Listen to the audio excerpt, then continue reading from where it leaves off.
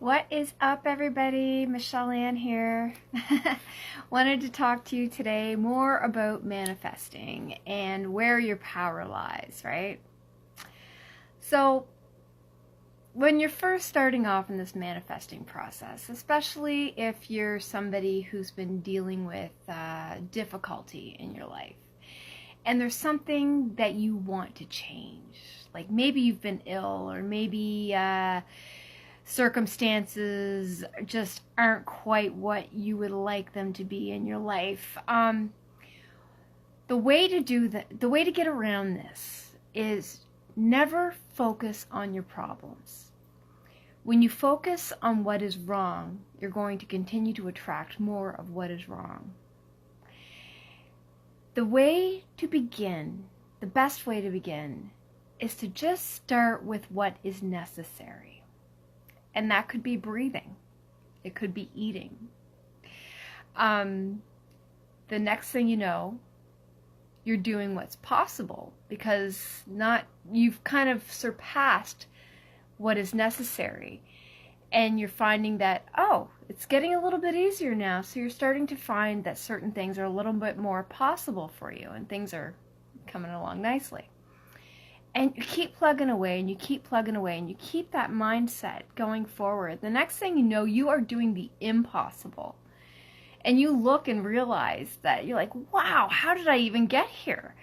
Once upon a time, you thought you would never get to the point you're at today. But then when you look back and you're just like, wow, yeah, I did it. And my little baby dog, Reggie, is one who really helped me realize that. He passed away a year ago, St. Patrick's Day. But one thing that dog taught me, and I loved him so much. I'd still love him. I always loved Reggie. He was awesome. He had a myriad of health issues, myriad of them, like everything from he needed back surgery, he had a hole in his cornea, he had retrobulbar abscesses in his jaws. Like, he just had a plethora of health issues, right? And what he taught me was that I could not control what was happening to him. And he could not explain to me what he was going through. So I had to completely 100% trust on the veterinarians and the advice that they were giving me. So the only thing I could do was what I was being told was necessary. And so I did that.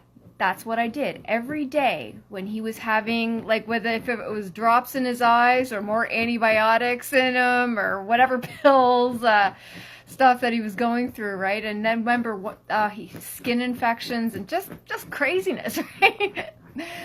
But we could always do what we were told to do. So we did what was necessary. And then as he would progress and get a little bit better, we would start doing more of what was possible. So, for example, after his back surgery, we were able to walk a couple driveways down the street and he was getting better, right? And then next thing I knew, that dog, for the things that he had gone through, you would not have expected him to live a life. He was 15 and a half when he passed. And he passed from old age. He didn't suffer a day in his life, right? Because the moment I saw that he was beginning to suffer, that was the moment that we made the most difficult choice I ever had to make, right? But he taught me so much because we could not control what was happening to him. All we could do is what was necessary. And then what was necessary became possible. And it got easier and easier, and he got better and better.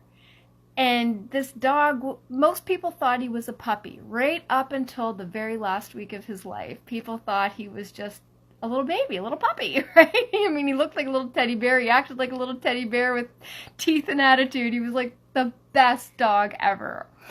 And I will always be so grateful for the lessons that that dog taught me. because it was like he was a role model for healing. So I will forever cherish that and be grateful for that. So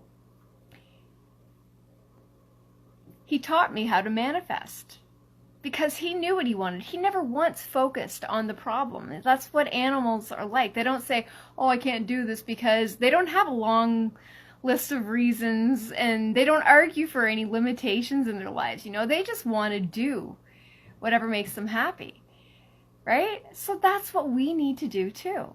So start with what's necessary, then do what's possible, and before you know it, you will be doing the impossible.